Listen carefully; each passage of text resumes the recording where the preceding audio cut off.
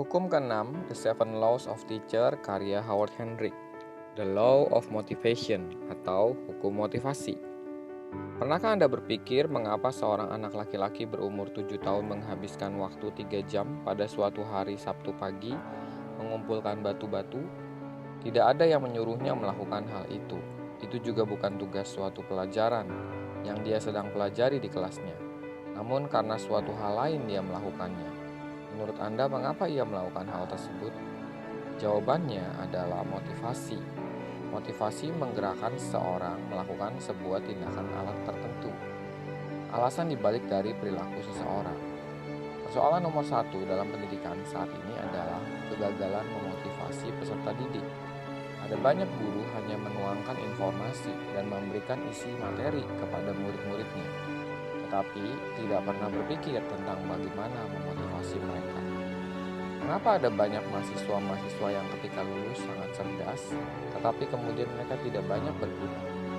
Mereka adalah orang-orang yang mampu dan mempunyai potensi yang besar, tapi persoalan mereka adalah kurangnya penerapan.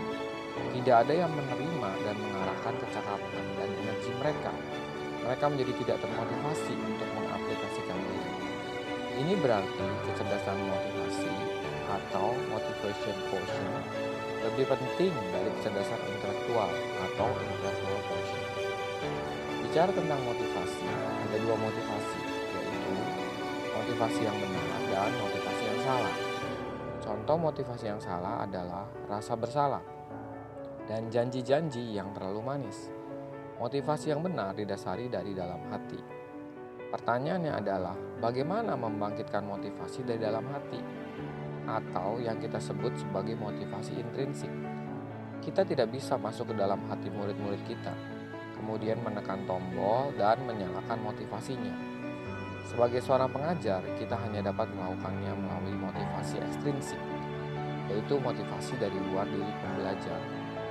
Karena sebagai pengajar, kita hanya dapat menciptakan suatu kondisi di luar yang membuat mereka bisa termotivasi dari dalam. Kita perlu menciptakan sebuah kebutuhan dalam diri para pembelajar, sehingga mereka mengetahui kebutuhan mereka untuk belajar. Sebuah situasi di mana mereka menyadari bahwa mereka perlu melakukan proses belajar. Menciptakan situasi yang seperti ini kita sebut sebagai latihan. Latihan yang baik adalah memberikan mereka kesempatan untuk melakukan, memberikan tanggung jawab yang dapat dipertanggungjawabkan. Dalam latihan, mereka akan belajar dan termotivasi untuk terus belajar, seperti yang tertuang di dalam hukum motivasi. Mengajar cenderung menjadi sangat efektif ketika pembelajar termotivasi.